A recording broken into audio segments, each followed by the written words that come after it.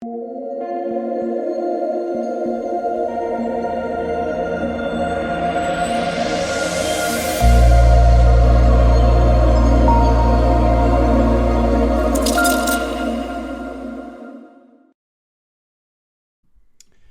what is going on, guys? It's DK.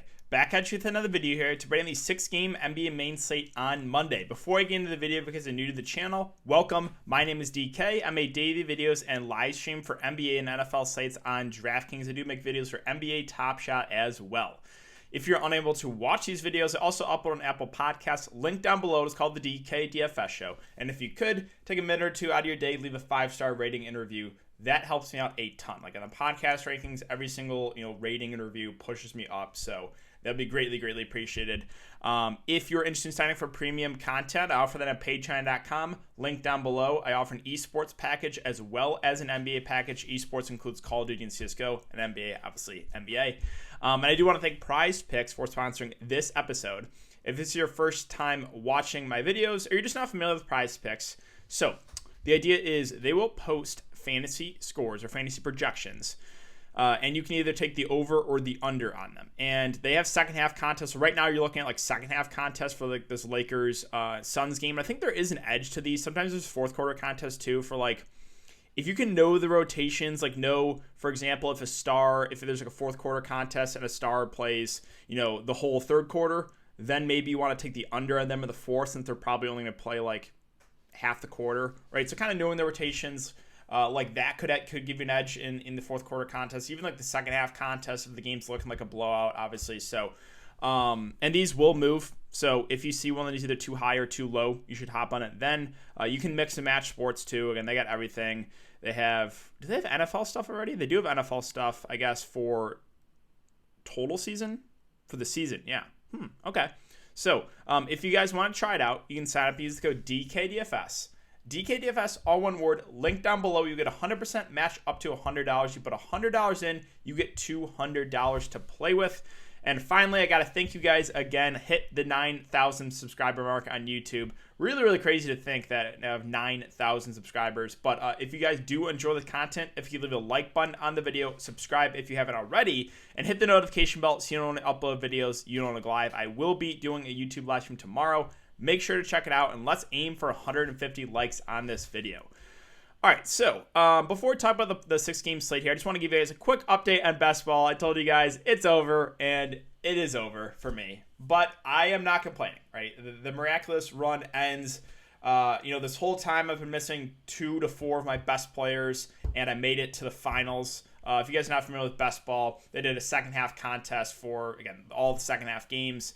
And this is a $555 entry, and I made it to the finals while missing LeBron, missing Kawhi, Brogdon, Karl-Anthony Towns missed games, Kyrie Irving won on a lot of missed games. So just wanted to give you guys an update for those wondering. Yeah, finishing last. I mean, no Westbrook, no chance, right? Everyone else had Westbrook. He literally averaged like 80, and you get like overtime every time too. So I literally had 0 chance. These are like my final guys that made like my final lineup. You only get the scores for the top 8 guys. So 2 guards, 2 forwards, a center, and 2 utilities. Top 7 guys. But yeah, had no chance. You look at the first place lineup, there's obviously, you got to get a little bit lucky, right? So he had Westbrook like everyone else did, just went insane. He had Steph Curry too, obviously good pick. Now Siakam, this is where he got a little bit lucky, right? Because Toronto had been playing for nothing, and for some reason, like the last 2 weeks, they would rest everyone but Siakam. So like got lucky there. He got lucky with MPJ. The fact that Denver has been very, very shorthanded. So not saying like he drafted well, but you do have to get lucky here. And I caught some luck too to make it this far, right? I had the second round. I needed like Anthony Edwards to get me like, I think it was like 8 to 10 points in garbage time in the fourth quarter, and he did. So that's just a quick recap, guys. Wanted to give you an update for those wondering. And all right, so I don't think we have any of the Vegas odds out right now for these 6-game slates. And one more thing, I guess, for the last week. This is the last week of the regular season. There is going to be a lot more variance involved. A lot more guys, kind of randomly getting their minutes cut. Maybe random guys resting. So the variance is going to increase. But I think that also there's a bigger edge too. It's just riskier. So it's kind of like I would compare the last season of the NBA kind of to like the NBA preseason. If you guys followed me then, we had a great run in the preseason, but it's kind of knowing rotations and knowing what coaches are going to do in weird situations where a lot of guys are resting. So if you're kind of like a cash game player, maybe you take it easy in this last week. If you're like a GPP player, I think you're going to like this last week. It's going to be crazy, but again, I think there's a little bit of a bigger edge now with the season winding down. All right, so let's start it off with Washington and Atlanta.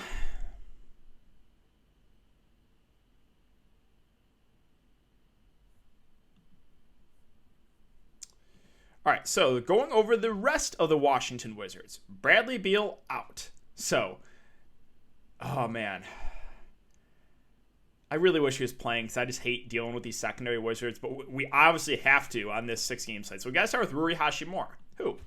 Okay, let's go over this from Scotty Brooks. He's on a minutes limit.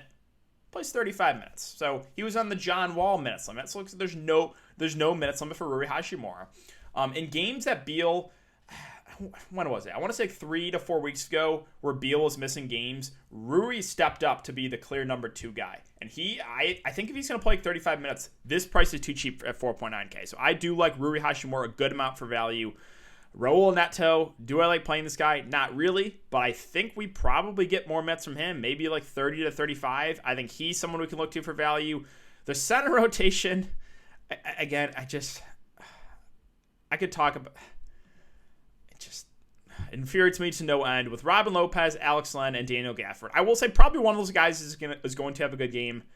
Your guess is as good as mine as who gets the minutes. Good luck if you're targeting any of those guys. That's all I'll say.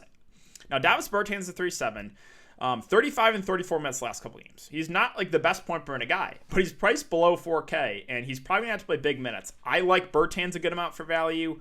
I think you can make the argument even for Ish Smith. Like, he's not the worst point per minute guy if he's going to get over 20 minutes.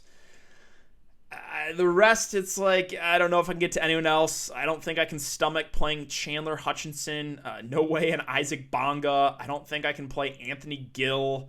Garrison Matthews, probably not for me. It's just like, this end of the bench, guys. I just don't think I can do it. But really, we obviously Westbrook, right? And then Rui, I like a good amount for value. I think Neto's a pretty solid value play. I like Bertans. You can take a shot in one of those center plays. And then even Ish Smith, I think, is viable. So Wizards team, shorthanded, going up against the Hawks. You're going to want some exposure for sure. Moving on to the Atlanta Hawks. So one of the best possible matchups here against the Washington Wizards. Trae Young at 9.3. I really like for GPPs. Could you play him at cash games? I think he's fringe cash game playable. The only issue is he can be in really good spots and still let you down. Like, he's been a little more up and down, so I like him more for tournaments. Clint Capella has been a little bit frustrating lately. He's gotten some foul trouble. Hasn't really had some big games. Price is coming down, but not coming down a lot. But this is the type of matchup against the Washington Wizards. Like, you could see like 35 minutes and like a 50-plus fantasy point game for Capella. So he's also someone looking to for GPPs. Bogdan Bogdanovic, again, just playing massive minutes, right? Should play 35-plus minutes. I think he's a pretty solid play at his price. Could you even make the argument for John Collins? Sure. I think we probably get 25 to 30 minutes from him. Fair play in the mid-range. Gallinari. I don't like playing this guy, but 32, 24, 28 minutes the last 3 games. I think we get somewhere around close to 30. 50, 30, and 37 fantasy points, doing a better job rebounding the ball. I have some interest in Gallinari for value. Even Kevin Huerter, I guess, is playable. So, yeah, this game just in general I think looks really, really good. Just reminds me of the Washington-Indiana game a couple days ago. Now, moving on to Indiana and Cleveland. So this is not, even though Cleveland's like a bad team, not the best matchup just because Cleveland plays a little bit slower. But Sabonis and LeVert, if there's no Brogdon, they are good tournament plays. I mean, 3 of the last 5 games, my boy Sabonis has gone for 75. That is crazy. 75 for Sabonis. He is playing massive minutes too. 43. Well, that game went to overtime, right? Yeah, so he should play about 40 minutes. I think Sabonis is a good tournament play. Even LeVert, right? No ownership last game, went for 70. So those two, again, it's not as good of a matchup, but I think those guys are still good tournament plays if there's no Brogdon. Now, if Brogdon's in, I'm staying away from the Pacers. They're all too pricey at the studs.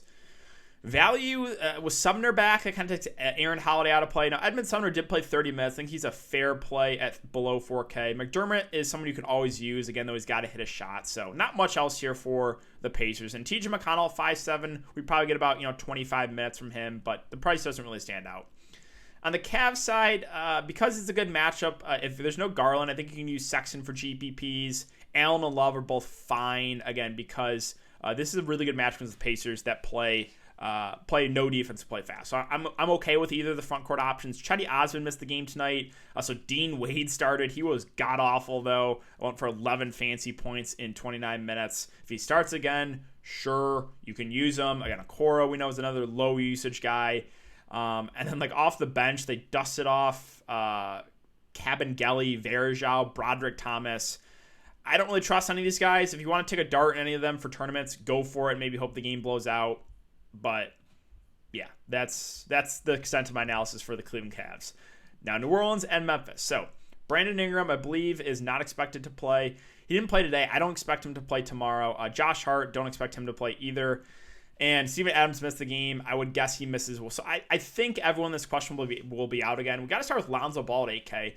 A little bit frustrating that in, like, again, a must-win game, he only plays 30 minutes. No foul trouble. So, like, that's not good. Right? If we're only going to get 30 minutes from Lonzo Ball, it just makes him riskier. So, nothing right now more than a GPP play. NAW came back. He played 21 minutes. But, again, a little bit too pricey at 6'5". Bledsoe had the big game at 5'9". His stats are, let's see, they're not up here yet, but I think he played a little bit more than Lonzo. Let me bring it up. Where are the Pelicans? So Bledsoe played 33 minutes. He's at 5'9". I mean, back-to-back pretty big games for Bledsoe. He went for 24 and 11. I'm good with him for GPPs just because, again, it's going to be him and Lonzo kind of running the offense, but Lonzo's a lot pricier. Now, with Hernan Gomez and Jackson Hayes, they've both been really good, too, with no Steven Adams. Hernan Gomez had a nice game in 22 minutes, went for 34 fancy points. And Jackson Hayes, once again, another big game, 42 in 26 minutes, 6 blocks. 3 blocks and 3 steals, and now 6 blocks. Do I necessarily trust this? No. But both Hornet centers are playing out of their minds. So I think both are solid plays. I think they're going to kind of split the center minutes. If they're going to split them pretty evenly, I will actually now go to Jackson Hayes. I thought like the minutes would be higher on Hernan Gomez. They're not. It looks like they're going to split it pretty evenly. So it feels like chasing a little bit. But hey, if we're going to get like 25 minutes out of Jackson Hayes, I think he's a perfectly fine value play. Now, the wings, a little bit harder to trust. Najee Marshall at 5K should get, 25 to 30 minutes. Fair play. Still prefer James Johnson. He had a nice game in 31 minutes, went for 33 fancy points. We know he's a solid point per minute guy. He's been popular the last couple slates. I don't think he's going to be as popular because of this price, but still someone we can get to for value. That's probably it. Like, here, Lewis got a little bit of run, but not enough for me to consider him. All right, Memphis. So, mentioned Jonas Valanciunas being one of my favorite plays at last slate. I know it's like, hey, he's going to be 1% owned. If he plays 35 minutes, he will crush. 36 minutes, 56 fantasy points. Again, they're just extending his run. So he should play about 35 minutes here. I love Jonas Valanciunas. As long as there's no foul trouble or something weird, they just randomly cut his minutes, I think JV is a really good play at 8-2. John Moran at 8-3, definitely in play for tournaments though. Just been a little bit more up and down. JV's been the much more consistent point per minute guy, and now the minutes are there for JV. And Triple J started the last game. He played 26 minutes. Per usual, Triple J, he's always in foul trouble. That's why I think he lost some minutes. But I think we could, if he starts again, he could push for 30 minutes here. So I have some interest in Triple J if he does start. The rest of the Grizzlies, not so much. Probably not going to get to anyone else. Like Brandon Clark at 3-6 will play 15 to 20 minutes. An okay point per minute guy. I don't really trust the rest of this. Like John Conchar randomly played like 20 minutes a game against. I just never have a good feeling about the rest of the Grizzlies. Moving on to Milwaukee and San Antonio, it's Giannis for me, and that's it. Giannis Antetokounmpo, I think, is a pretty good spend up if you think this game can stay competitive, which it should. Should play 35 minutes. I do like Giannis a lot at the top. Middleton, Drew, the rest of the Bucks kind of just out of play for me. On the Spurs side, it's DeRozan and Murray. Again, in a close game, these guys should play 35-plus minutes. I think you could run a DeRozan-Giannis pairing or even a to Murray-Giannis pairing. Again, these guys I think have some upside for GPPs. I think Jakob Poeltl is actually a safer play. 35 and 28 minutes in a blowout. I think we probably get over 30 minutes from him. He's a decent point per minute guy, so I think Poeltl actually is a pretty safe play in the mid-range. The rest of the Spurs, like, yeah, you can take shots on guys like Keldon, Rudy, and Lonnie Walker. They're cheap enough where it's like I could see one of those guys paying off. Lonnie Walker started and played 33, 20 minutes last couple games. Fair value. Again, Rudy Gay's been a decent point per minute guy off the bench. Should get about 20. A bunch of just like fair value plays. No standouts, though. All right, 2 games left. Utah and Golden State. Rudy Gobert at 8-5. I still don't love the price for him.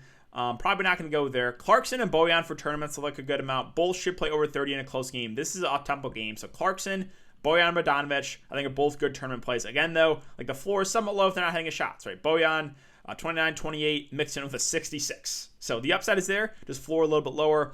Ingles, I think, is the safest of the bunch. Should get 30 to 35 minutes. Again, we'll do more of the peripheral stats. So Ingles, I think, is the safest play of the Utah guys as always. And then guys like Royce and Niang are fine values. Both had pretty solid games. A little bit tilted about the big Niang game because when I play him, he had that one, he had 3 fancy points. Then comes out and gets 35. But yeah, those guys are fair values. All right, moving on to Golden State. So Steph Curry, for tournaments, he'll go a little bit lower on because of the matchup. But right now, he's just a scary fade. I mean, he's put up some big games in blowout, 65-53. I don't think he's really a cash game play, but for tournaments, I like Steph a good amount.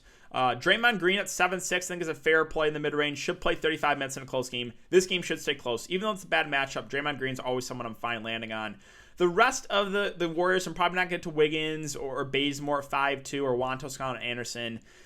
Not a ton else here that I have interest in for Golden State. Final game, Houston and Portland. So we'll start off with the Houston Rockets. Right now we're waiting on Wood and Olynyk. My guess is neither play. If one of those guys do play, of Wood or Olynyk, then I like whoever plays, assuming there's no limit, because it's a great matchup, but they're going to be a super high usage guy that probably plays 30 to 35 minutes. Now, if both are out, it's going to be 8-man rotation. So we'll start from the bottom. DJ Augustine was the absolute chalk last slate. Burned myself as long as everyone with everyone else. 29 minutes 2 games ago. Randomly, just play him 18 minutes, right? So don't really think we can trust Augustine, which means he'll play 30 minutes and go for 50 fancy points next game. Anthony Lamb was awful. Absolutely awful. 32 minutes, 8 fancy points after a 27 and 34 fancy point game in there. Again, don't know a ton about this guy, but he's playable because it's the 8-man rotation. Kind of same with Daquan Jeffries. He had a big game last game, but he's not, again, these guys aren't the best point per guys, but they're in play because if it's the 8-man rotation, they're all going to have to play minutes. Armani Brooks has actually been decent last couple games, 40 and 27. Again, playable. Now we get to Kyrie Thomas at 5-5. I think he's a pretty solid play. Again, assuming both those guys at the top are out, we should get over 30 minutes from him. He's been a good point per guy. A guy can stuff a stat sheet. He went for 2 blocks and 5 steals. We're probably not going to get that again, but Kyrie Thomas I like in the mid-range. Also, KJ Martin I really like. He's just playing all the minutes he can handle. 44, 39, 39. Even at this price, I really like KJ Martin. Jayshawn Tate at 6'5" did only play 29 minutes, but almost had a triple-double. So, again, if there's no Wood and Olynyk, we got Tate, Martin, and Kyrie Thomas, the guys we feel the best about, and then kind of mix and match the value plays from there. Finally, Portland, if this game can stay close, you could see some massive games from these Portland guys. The only risk is there is severe blowout risk. So Damian Lillard at the top, I like a good amount for tournaments. If the Rockets can keep this game close, you could see a 60 bomb from Lillard, who's been on fire recently. Don't mind CJ, now priced below 8K, just been a little bit more up and down. And you guys know I always love playing Nurkic. Look at this. 21 minutes in a blowout, almost 40 fancy points. 21 minutes in a blowout, 42 fancy points.